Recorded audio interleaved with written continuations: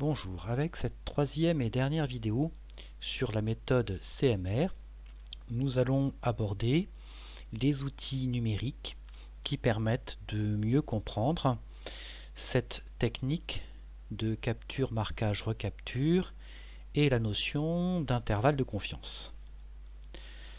Donc, premier outil numérique, GeoGebra, sur cette méthode de capture, marquage et recapture. Ce que l'on nous propose, c'est de marquer des individus.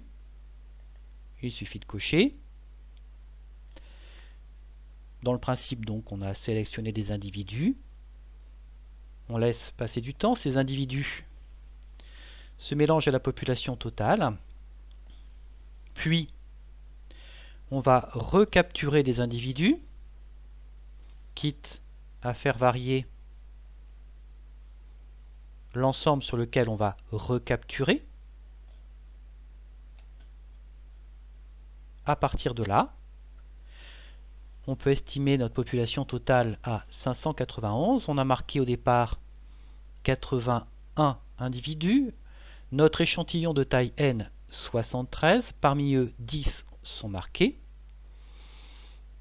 L'idée de la quatrième proportionnelle, le produit en croix, vu dans le cours, nous permet d'établir ce calcul-là et cette réponse-là. L'idée, bien sûr, c'est de pouvoir recommencer autant de fois que nécessaire. Choisir d'en marquer un peu plus, par exemple, mélanger la population, recapturer s'il le faut des individus de façon différente, nouveau calcul et nouvelle estimation. L'avantage de cet outil, c'est que on voit ce qui se passe en quelque sorte, un petit peu comme vous avez sans doute fait ça avec mes collègues de SVT. On voit aussi, puisqu'on a la maîtrise des choses, la différence entre le grand N réel, puisque le logiciel permet de le calculer, et le grand N que l'on calcule. Donc il y a une fluctuation autour de cette valeur. Ici on trouve un grand N plus petit que le grand N réel. On pourrait très bien trouver le contraire. Mais ceci est précisé dans la notion justement d'intervalle de confiance. Intervalle de confiance que l'on va voir avec tout d'abord GeoGebra et cet outil qui nous permet de visualiser l'ensemble des résultats. Donc ici, on définit une taille d'échantillon que l'on peut faire varier.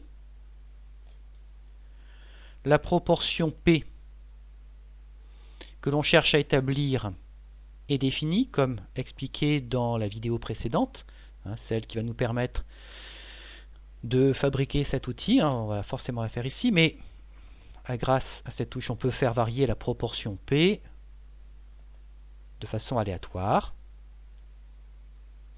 L'idée systématiquement, c'est de fabriquer des échantillons. Chaque petit trait vertical correspond à un échantillon. On peut les faire varier. Ici, on a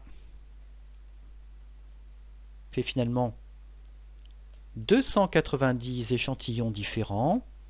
Ici, nous en avons 70 différents, tous de la même taille, 770 par exemple ici.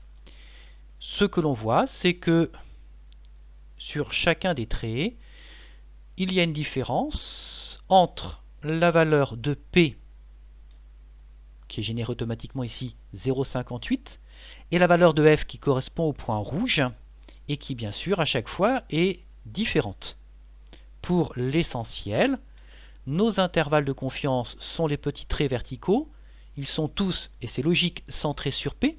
Je vous rappelle oralement la formule de l'intervalle de confiance, c'est P moins 1 sur racine carrée de n, le n qui est ici, et P plus 1 sur racine carrée de n. Donc, très logiquement, ces intervalles que l'on visualise par les petits traits verticaux sont centrés sur P. La fréquence f que l'on observe correspond au point rouge, et à quelques exceptions près, ce point rouge est dans l'intervalle de confiance.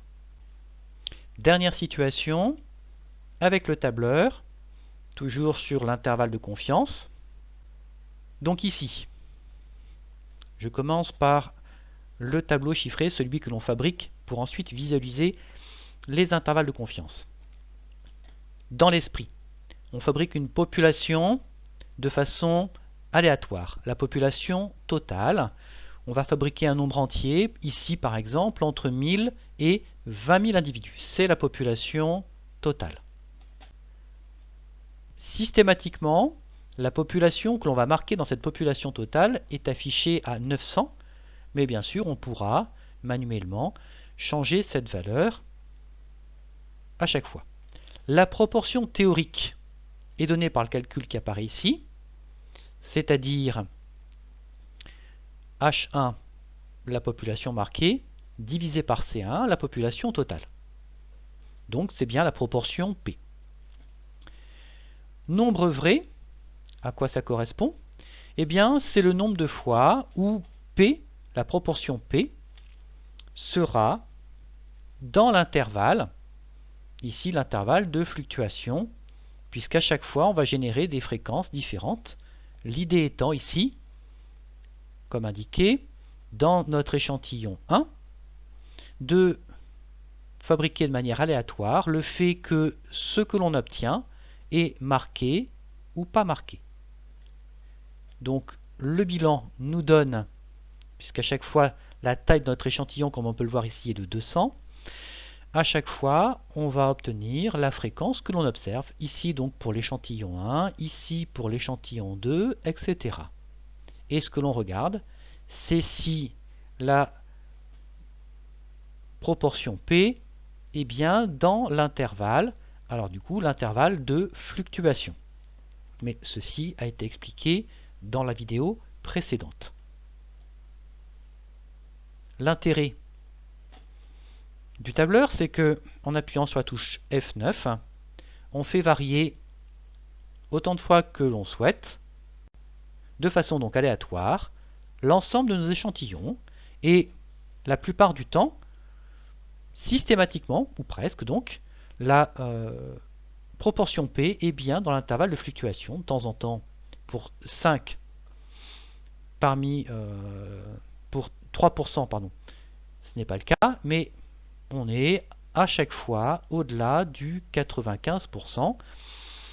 C'est notre indice de confiance. Dans 95% des cas au moins, pour l'intervalle de fluctuation, la proportion P est dans l'intervalle centré sur F.